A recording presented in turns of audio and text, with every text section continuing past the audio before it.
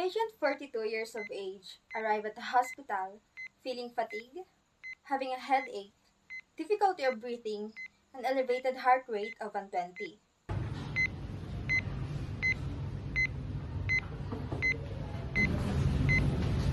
Magandang araw. Kumusta ka? Anong nararamdaman mo? Nanghihina ako, Dok. Nahihirapan akong huminga.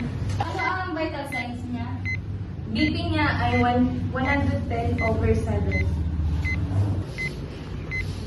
Ma'am, ano nangyayari sa inyo? Teka lang. Ma'am? Ma'am?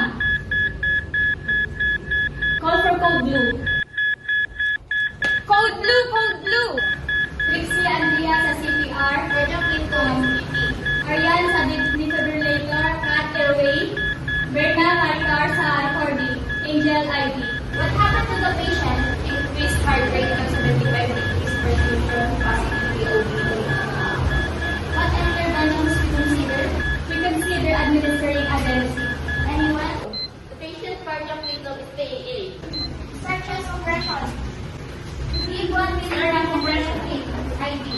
3, 4, 5, 6, 7, 8, 9, 10, 11, 12, 13, 14, 15, 16, 17, 18, 19, 20, 21, 22, 23, 24, 25, 26, 27, 28, 29, 1, 1, 2, 3, 4, 5, 6, 7, 8, 9, 10, 11, 12, 13, 14, 15, 16, 17, 18, 19, 20, 21, 22, 23, 24, 25, 26, 27, 28, 29, 1, 2, 3, 4, 5, 6, 7, 8, 9, 10, 11, 12, 13. Check pulse. No signs of pulse. Switch. 1, 2, 3, The patient 4, cardiac 5, rhythm is irregular. 6, 7, 8, 9, 10. Prepare the defibrillation. Clear. Shock. Shock delivered. Continue chest compression. Cardiac compression over. How many minutes after the first dose of epinephrine? 4 minutes ago. Give 1 mg of epinephrine IV.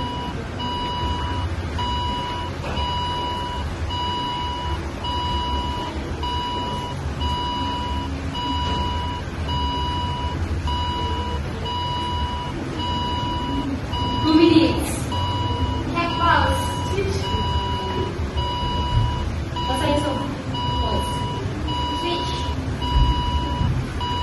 1, 2, 3, 4, 5, 6, 7, 8, 9, 10, 11, 12, 13, 14, 15, 16, 17, 18, 19, 20, 21, 22, 23, 24, 25, 6, 27, 28, 29, 2, 1, 2, 3, 4, 5, 6, 7. 2 minutes. Check pulse. No signs of pulse though. Switch. Prepare the defibrillator.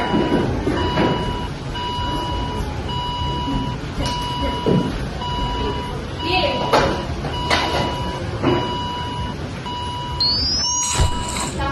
Shock delivered. Continue chest compression.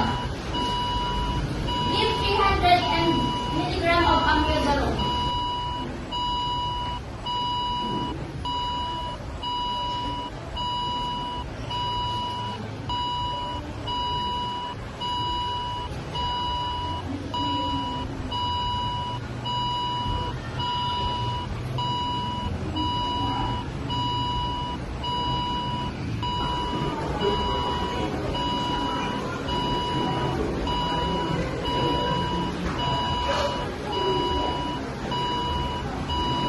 MG of dito.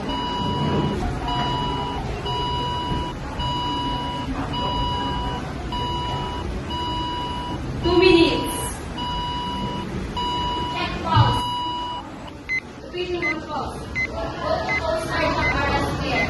Prepare for intubation.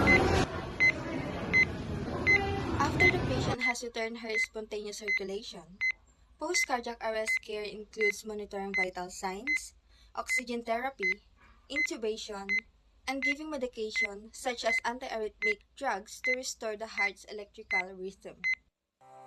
Our megacode scenario will end with getting a 12-lead ECG, another set of vitals while the patient is monitored at the ICU, and considering why this patient went into cardiac arrest so that this patient's life can be saved by correcting those underlying problems. Learning CPR and ACLS can help save the life of someone in cardiac arrest.